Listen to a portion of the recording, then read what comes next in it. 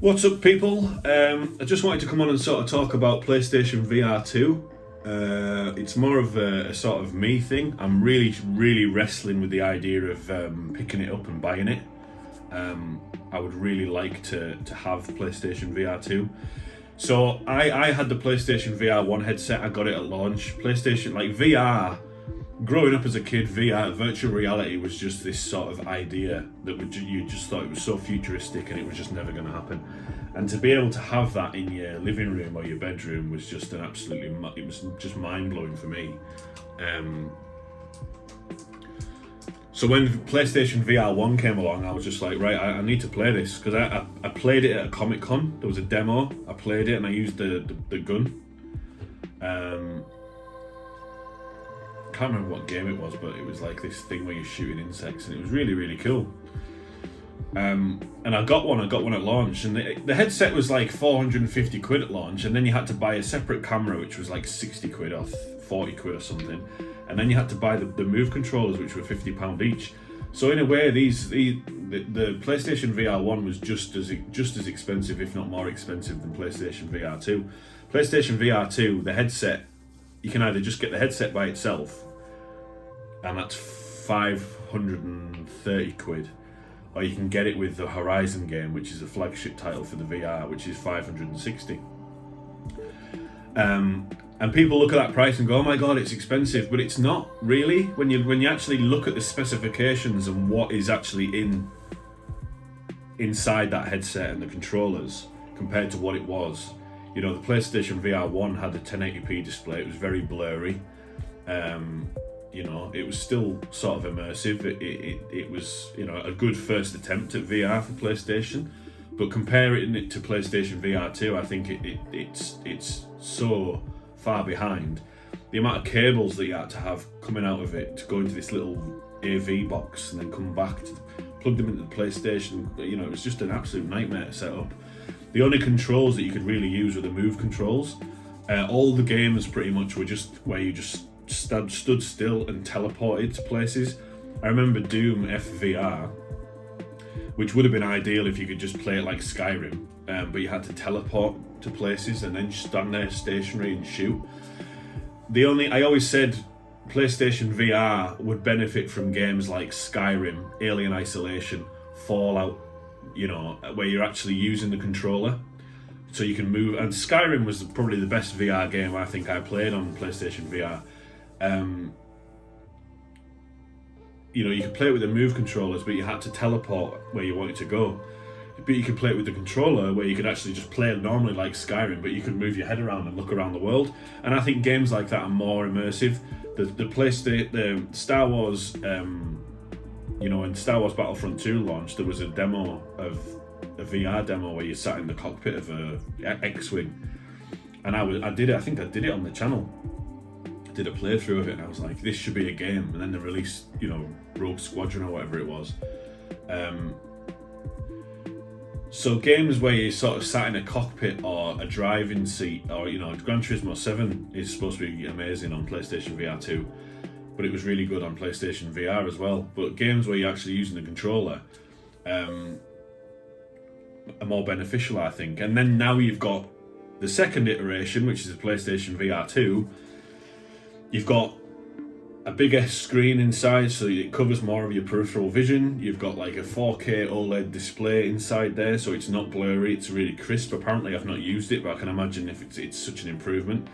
You've got the haptic feedback in the headset, so it vibrates and rumbles if things happen.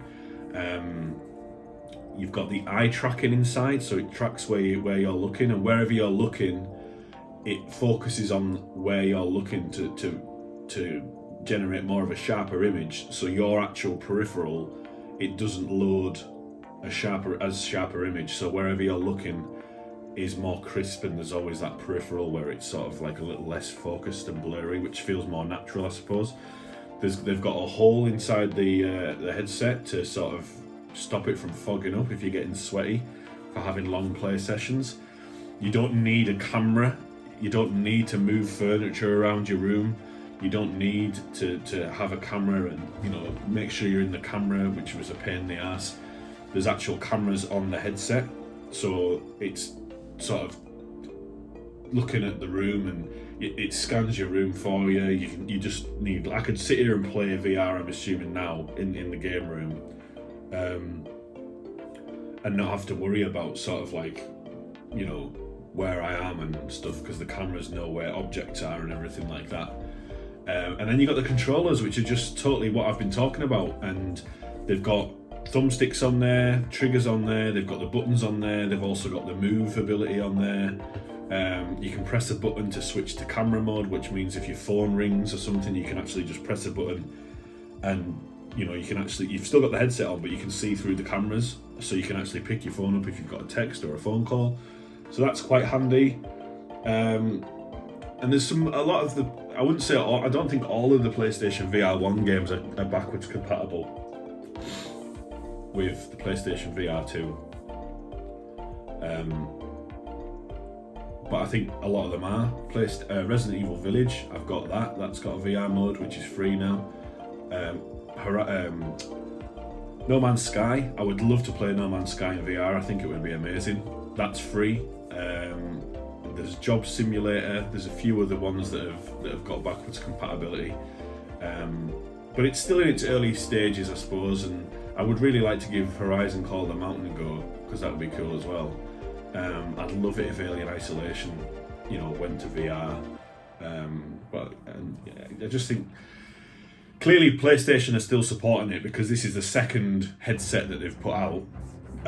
Clearly there's a market for it. It's very, very expensive. I think it's just the fact that I'm sort of on Twitter and seeing people really enjoying it and posting gameplay and stuff, and I'm the impatient part of me is like, just get it. And I said to the girlfriend the other day, I really want to just get PlayStation VR2, and she was like, well, just get it. She goes, just get it. We've just booked a holiday to Tunisia in a few months' time. It's all paid off, all inclusive, going for a week. Looking forward to that. So the impatient part of me is like, I really just want to buy it and get it and play it and unbox it on the channel and do some like streaming with it and stuff, and really sort of just dive in. But it's a lot of money.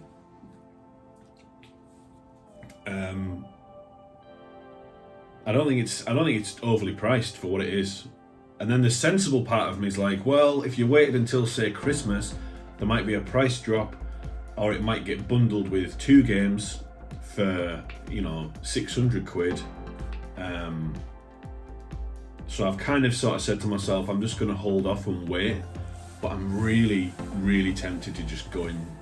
Like, I've got a week off coming up in March, and the girlfriend's only off for the first 2 days, the Monday and Tuesday. So then 2 days we've got like stuff planned and everything. But the rest of it is just going to be like me in the house on my own for like most of the week.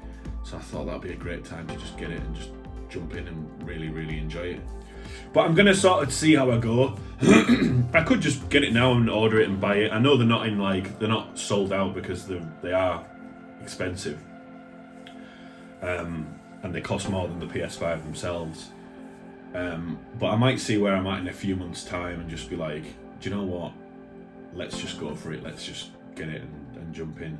I'm also really tempted to get the DualSense Edge, because I've got really bad drift on my PlayStation 5 DualSense controller. I took it apart the other day and blew some like compressed air into it to try and fix it, and it sort of worked for a bit, but it's starting to sort of drift again. So I'm kind of feeling like getting the DualSense Edge, if you ever did have drift, you can sort of take the analogs out, give them a clean. But then again, that's 200 quid for a controller. But I would probably use that for PC as well as PlayStation 5. And if I did, not saying if, when I get the PlayStation VR2, I can use that as well, rather than the fancy controllers. But you know, I'm very tempted. It's just the way I am. When a new thing comes out, I'm like, yeah. And this is me saying, you know, in previous videos saying, I just want to save money. I want to do this, and I am being really good. I'm being very good. The only game that I really bought was God of War Ragnarok, which I just finished. Not a bad game, but I didn't particularly think it was amazing. I was very bored in parts of it. And I've just bought Destiny's Lightfall for Xbox Series X because I'm switching from playing on PlayStation to Xbox with that. I've just bought all the DLC for Destiny 2, the previous DLC, because it's on sale. Just because the people I play with now on Destiny play on Xbox, the people from work and stuff. But yeah, it's very hard to sort of Dead Space was the game I actually sort of bought this last month but that was £15, so I saved myself like 45 quid, so I'm not too bad. And I did say in my resolutions video that I wanted to game smarter and be more savvy. The Lightfall DLC, I actually just bought the standard upgrade. I didn't get the one that included with the annual pass because I thought I could just buy the annual pass at a later date. So I am trying to be a bit more smarter with my how I spend my money and things like that. But yeah, kind of tempted, to be honest with you. Kind of tempted, but I will hold off. Actually, quite like the camera. This way you can actually see more of the game room and the lights. That's something that I added recently, which I thought was pretty cool, as opposed to it being over there and you can't really see anything. So I might just keep it. Quite like the way this is looking. But anyway, I just wanted to sort of come on. It's not really about anything. It's more of just me sort of having a bit of a ramble at the camera, really. If you've got PlayStation VR2, I'd love to know what people think about it. But yeah, I'm tempted, very tempted. But I'm trying to be good. So, hope you have a good week. I will get my Dead Space remake review out soon. Most likely on Thursday or Friday. Probably Thursday, actually. Just wanted to sort of glaze over and talk about that as well. So, more content on the way. Hope everyone's well and stay safe. Bye.